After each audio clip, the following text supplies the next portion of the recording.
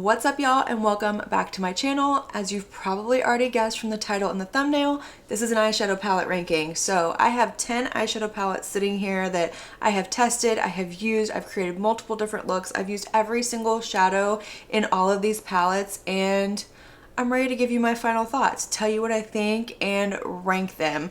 This is a little overdue. These palettes have been sitting here for a while. I've just had a lot of other things, testing out other content I wanted to get up, but this needs to be done. So this one was really hard. I know I say that every single time, but truly every single one of these palettes I really like. The quality is good. I don't have any issues with that. It really came down to preference, and I had to take a look and just see what am I gravitating towards, which palettes, if I had to pick and choose, would be like the absolute ones that I would repurchase or keep in my stash if I had to get rid of others. So that's what it comes down to, and yeah, I think I'm good with what I have. They've kind of gone back and forth quite a bit. I've rearranged, and I think I'm good with the order that I have. So if you want to see what palettes I'm going to be ranking, what I think of them, and my final thoughts, then stick around for the rest of the video.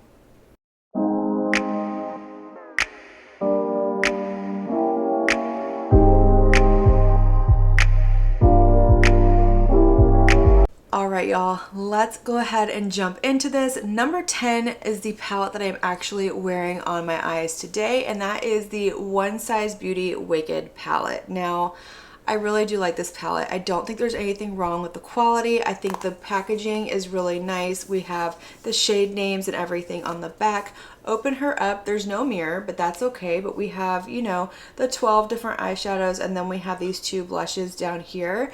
The quality of the shadows is really, really nice.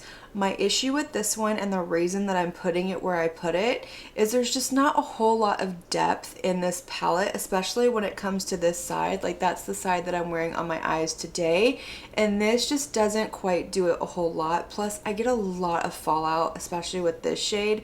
Even with this one, I did get a little bit.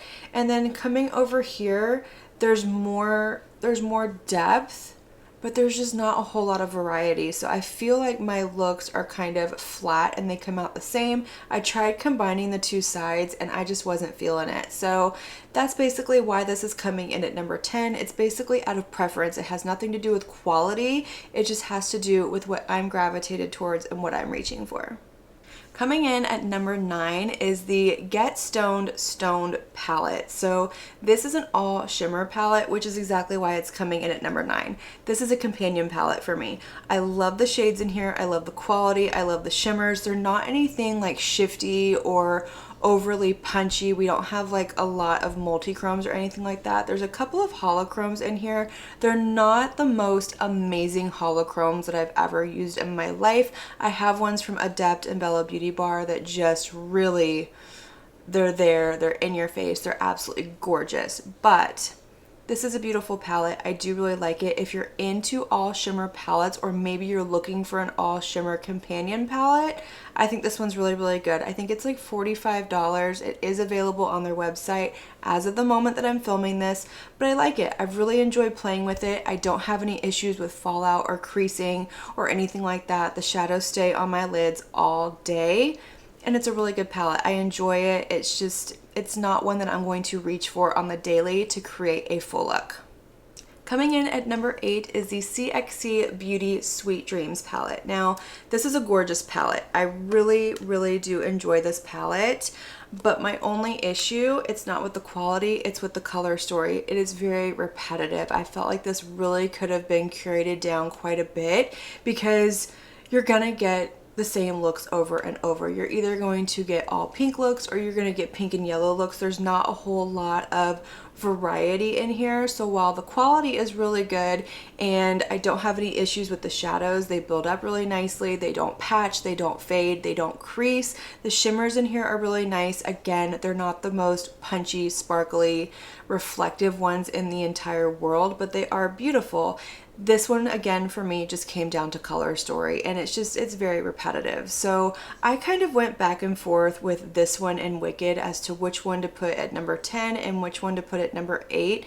And last minute, I moved this one up just because I feel like the quality in here is just a little bit better than the Wicked Beauty palette, and I can get more depth. I can get a little bit, don't want to say more variety because I just sat here and told you that it needs to be curated down a little bit. This does come in a 9-pan palette, by the way, so you definitely could get a more curated version, but I can get a little bit more variety than I can with the Wicked palette. So that's why I put this one at number 8. Okay, from this point forward, these were really, really hard because I truly do love each and every one of these palettes. Like, I'm so happy to have them in my collection. They won't be going anywhere anytime soon. The quality is fantastic. The color stories are beautiful. This basically came down to the mood that I'm in at this moment. So coming in at number 7 is the Glamlight Garfield palette.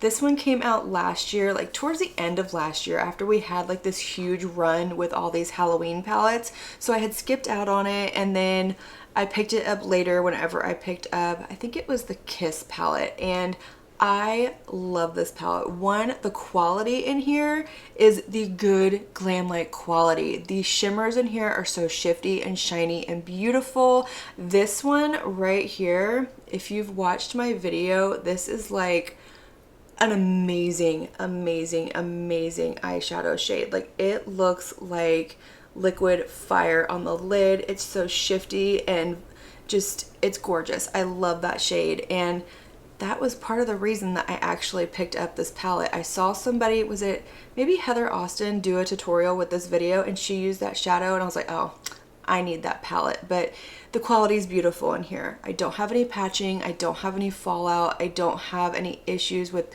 the creasing. I don't have any issues with the colors building up or anything like that. But as far as color stories go, this is just a little bit more on the neutral side. And again, there's not a whole lot of variety you can get with the looks. Really, the only thing that's going to change the look is either throwing in this blue or mixing up your shimmers. So that's kind of where I'm at on it. I do really love this palette, but again, the other ones just have my heart a little bit more.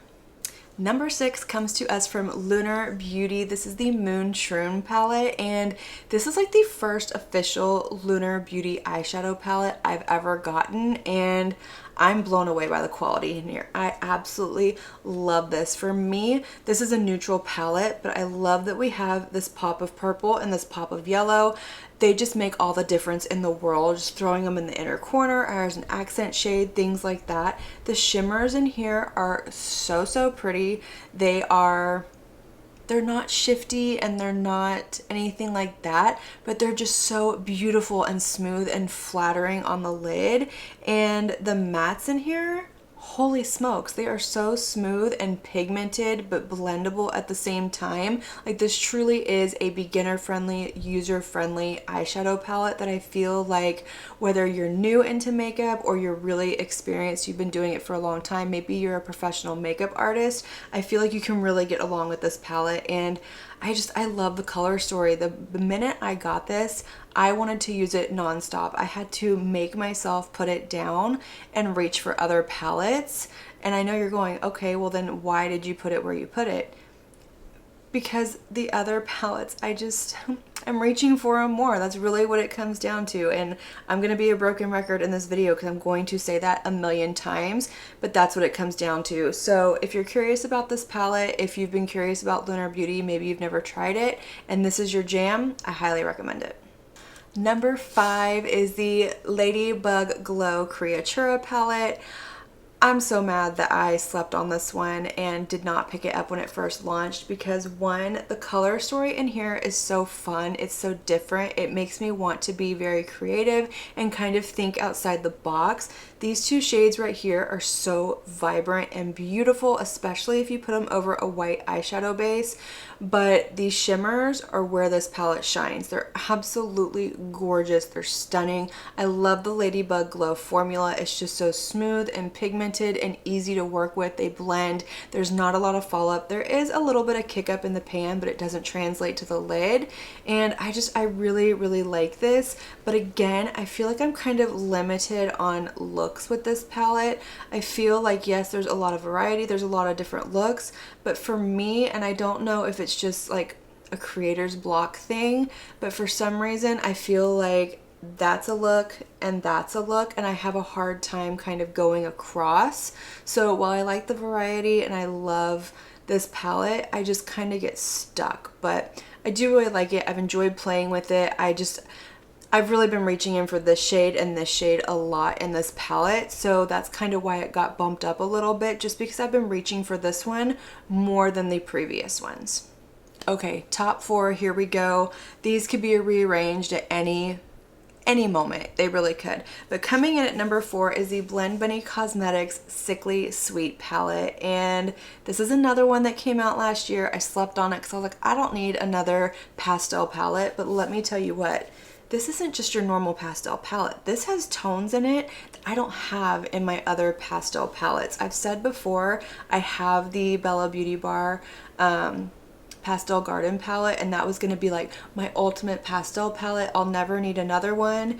And I picked this one up because so many people like went on and on and on about how beautiful it was, and it was their favorite pastel palette.